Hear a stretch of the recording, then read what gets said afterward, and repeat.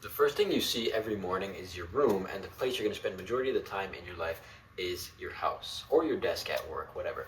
But if you have a messy room, a messy environment for your workspace, and a messy house, you're going to have a messy headspace. And when you have a messy headspace, you have a messy life. If you haven't guessed already, the behavior we're talking about today is hoarding and the hoarding loop. How you get into hoarding and how you can break the loop.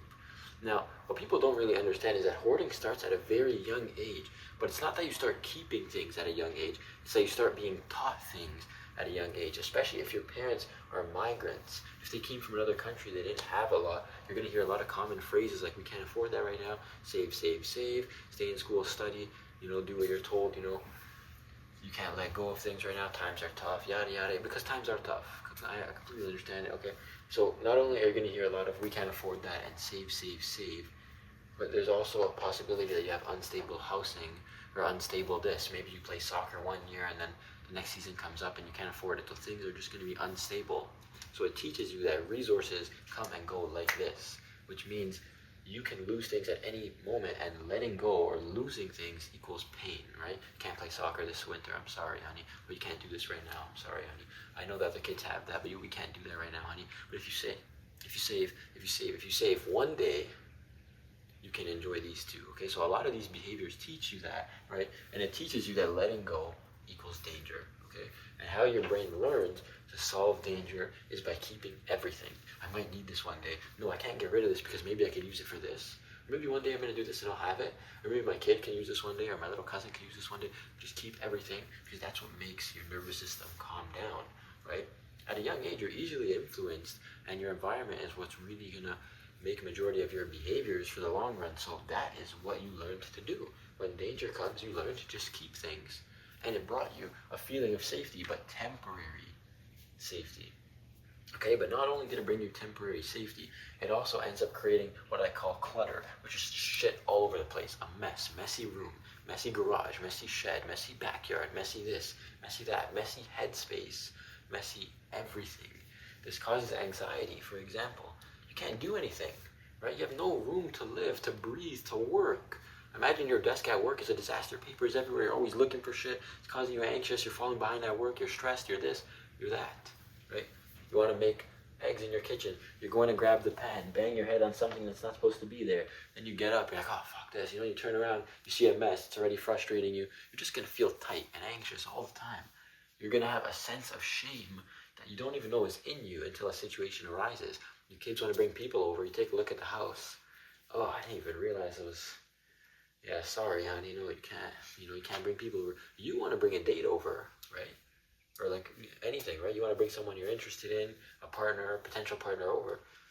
You're going to have a sense of, don't mind the mess. As you're walking in, sorry, don't mind the mess. A sense of shame is in you. And when anxiety and shame keep arising with nothing to hold them down, it's going to create isolation in you. Because you're like, when I'm by myself, I feel fine. I don't feel anxious. I don't feel ashamed of nothing. This is all stuff that I'm going to use one day or whatever. I need to keep this stuff. The stuff becomes more important than the people, because the people are actually negatively affecting your nervous system. But acquiring the stuff is what's helping your nervous system. So these problems is going to lead to danger again. And remember, what we do when we're in danger is we keep everything. So this is the infinite hoarding loop. And that's how that behavior comes around. And it's not always, people think it's with OCD, but 60 to 80% of people that have hoarding disorder actually do not have OCD, so it doesn't coexist like what they tell you. And if you stay around for a few more minutes, I'm going to show you how you can break the hoarding loop. So when it comes to hoarding disorder or the hoarding loop, like many other common behaviors that you want to fix, it's highly recommended that you go through something called exposure therapy. If you don't know what exposure therapy is, a quick little guide to exposure therapy is just exposing yourself. I have a video somewhere a long time ago on my page, and I need to make another one because that was like, I was nervous and this and that. It wasn't the best explanation, but exposure therapy is one of the best types of therapy you can do, and it's what I recommend for any type of fear, any type of behavior that you're trying to break. Now, when it comes to the hoarding loop and exposure therapy, you need to expose yourself. Get rid of something, anything. It doesn't need to be your favorite thing. It could just be like, look under your bed, because you're a hoarder, right? I know you got things everywhere. Look under your bed. Right? Open your cassette, just grab one thing. As long as it's not one of your prized possessions, get rid of it. There's no going back. There's no replacing that item. And most importantly, in terms of exposure therapy, you need to create a system, right? So you need to make a schedule. You need to set reminders. You need to know, like, doesn't matter what you feel or how you feel, how something, you just have to do it, okay? Because if you have the option, okay, you do it the first day, but now day 2 comes and you have the option to do it or the option to not do it, you're never going to do it. But when you create a system, when you have reminders, when you put something on the line, it's non-negotiable and shit gets done. You expose yourself, okay? What happens next? You survive. Okay, the reason that's in quotations because obviously getting rid of something wasn't going to kill you. But what I mean by survive is it doesn't affect Maslow. And what that means is it doesn't affect your physiological needs. Okay, it doesn't affect your sleeping. It doesn't affect your breathing, your eating, your drinking water, and doesn't affect the shelter over your head. Throwing out, for example, an old butcher knife when you have a new set of tools. Okay, that was a terrible example, but I'm looking at an X-Acto knife right there. But okay, let me give you this. You have a desk and it's old, run down, blah, blah, blah. You don't use it anymore, but you might be able to set it up in the garage and use it for a workshop if you ever decide to do this, that, whatever. No, get rid of that desk. If you do ever want to come around, do carpentry on the side, blah, blah, blah, you buy a new thing, okay? You survive. It doesn't affect your Maslow's. It won't affect your health. It won't affect your financial status. It won't affect your relationship with others. It doesn't affect any of the things that matter in your life.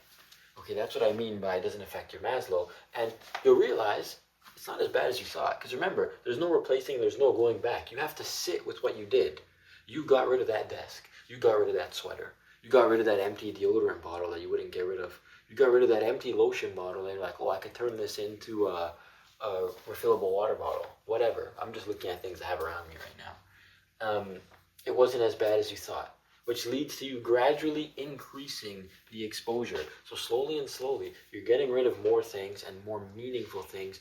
As long as you're still surviving, it's not affecting your relationships with others, with yourself. It's not affecting your financial status. It's not affecting your health. It's not affecting your ability to eat, your ability to drink, your ability to sleep, your ability to breathe.